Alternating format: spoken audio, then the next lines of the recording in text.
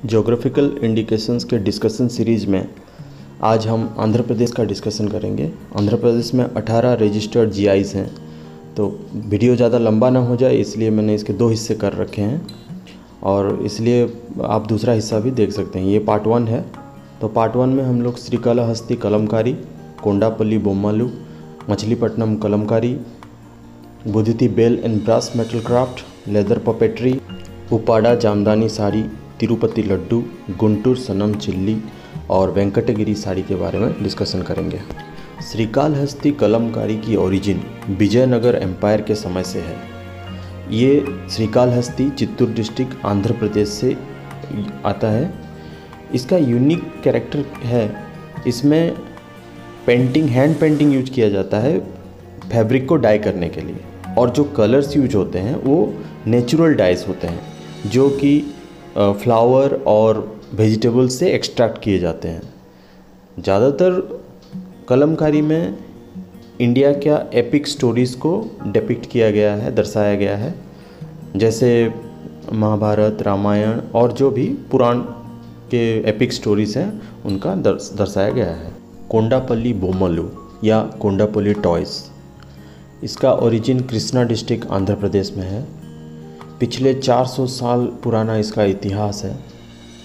इसको बनाने के लिए एक स्पेशल तरह का लकड़ी का यूज किया जाता है। उसका नाम है टेलापोनिकी या उसको वाइट सैंडर्स भी बोला जाता है। ये एक ख़ास तरह का सॉफ्ट और लाइट वेट का लकड़ी है जिससे ये टॉयज़ बनाई जाती हैं। मछलीपट्टनम कलमकारी, इसका ओरिजिन है कृष्णा डिस्ट्रिक्ट और प्रकाशम डिस्ट्रिक्ट आंध्र प्रदेश में। इसमें हैंड ब्लॉक प्रिंटिंग फैब्रिक में देखने को मिलता है जो एक बहुत ही लेबरस और मेटिकुलस प्रोसेस होता है। इसमें भी नेचुरल कलर्स ही यूज किए जाते हैं जो कि आइदर फ्लावर और वेजिटेबल्स से एक्सट्रैक्ट किए होते हैं। आपको इस फैब्रिक में पर्शियन इन्फ्लुएंस देखने को मिलेगा क्योंकि मछलीपट्टनम भारत का एक पुराना बंदरगाह हुआ करता था। तो गोलकोंडा के शासक जब उस वहाँ पे थे तब ईरानियन इन्फ्लुएंस आया और बाद में इंग्लिश, डच और फ्रेंच का इन्फ्लुएंस होने से इसका डेवलपमेंट और हुआ था। Budithi bell and brass metal craft, इसका ओरिजिन आंध्र प्रदेश के श्रीकाकुलम डिस्ट्रिक्ट के अंदर आने वाली एक छोटा सा गांव बुदिति से इसका ओरिजिन हुआ है। बेल एंड मेटल क्राफ्ट ज़्यादातर ब्रास के बनाए जाते हैं। ब्रास एक एलॉय है, एक मिश्र धातु जिसमें कॉपर और जिंक को मिलाकर इस एलॉय को बनाया जाता है। ये मेटल क्राफ्ट का हिस्ट्री 200 साल पुराना है। तब से ये लोग मंदिर में घंटियाँ और other brass utensil, flower pots, lamps ये सब बना रहे हैं। इसका एक यूनिक ज्योमेट्रिक पैटर्न रहता है जो इसका यूनिकनेस है। आंध्र प्रदेश लेदर पपेट्री, यूँ तो ये बहुत पुराना है, अब तो ये 3rd सेंचुरी बिफोर क्रिस्ट में भी इसका उल्लेख है, लेकिन इसका ओरिजिनल डेवलपमेंट, सबसे ज़्यादा डेवलपमेंट विजयनगर एम्पायर के समय हुई थी। ये एक प्ले होता है जिसमें कॉमनली रामायण और महाभारत की कहानियाँ दिखाई जाती हैं। इसको तैयार करने के लिए गोट स्किन को 2 सप्ताह तक प्रोसेस किया जाता है ताकि एक ट्रांसलूसेंट इफ़ेक्ट आ जाए। बाद में उसको वेरियस शेप और साइज़ में काट के डिज़ाइन किया जाता है और पेंसिल और चारकोल के साथ उसको फाइनल कलर देके बनाया जाता है और बाद में इसको प्ले में यूज किया जाता है। उपाड़ा जामदानी साड़ी, जैसे नाम से पता चल रहा है, Uppada region east Godavari district Andhra Pradesh में इसका ओरिजिन है। इसका यूनिकनेस है, ये हैंड ओवन होता है, मतलब हाथ से बनाया गया, वेरी लाइट वेट, बहुत ही हल्का। और इसका और एक यूनिक कैरेक्टर है कि इसका बॉडी तो कॉटन का है लेकिन इसका पल्लू आप देखिए, तस्वीर में आप देख सकते हैं, सिल्क का है।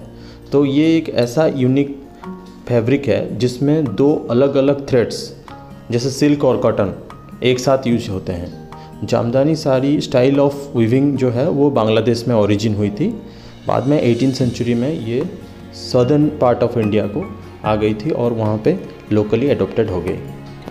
तिरुपति में तिरुमाला वेंकटेश्वर टेम्पल में भगवान श्री वेंकटेश्वर को लड्डू भोग लगाया जाता है जो तिरुपति लड्डू के नाम से प्रसिद्ध है। तो ये जो भोग लगाने की प्रथा ये 2 अगस्त 1715 से चली आ रही है। ये भोग जब लगाया जाता है उसको नैवेद्यम बोलते हैं। जब ये भक्तों को प्राप्त हो जाती है तो इसको प्रसादम बोलते हैं। जहाँ पे ये जिस किचन में ये तैयार की जाती है लड्डू, उसको लड्डू पोटू बोलते हैं। ये एक बेसिक सा लड्डू है जिसमें बेसन, कैज़ूनट, कार्डमम, घी, शुगर कैंडी और रेजिन्स देके इसको बनाया जाता है। लेकिन इसका यूनिक टेस्ट के वजह से और क्योंकि ये specific to this area, Tirupati area के लिए और स्पेसिफिक टू दिस टेम्पल है, इसको जीआई टैग प्राप्त है। गुंटूर सन्नम चिल्ली, नाम से ही पता चल रहा है कि इसका ओरिजिन गुंटूर डिस्ट्रिक्ट में ही है।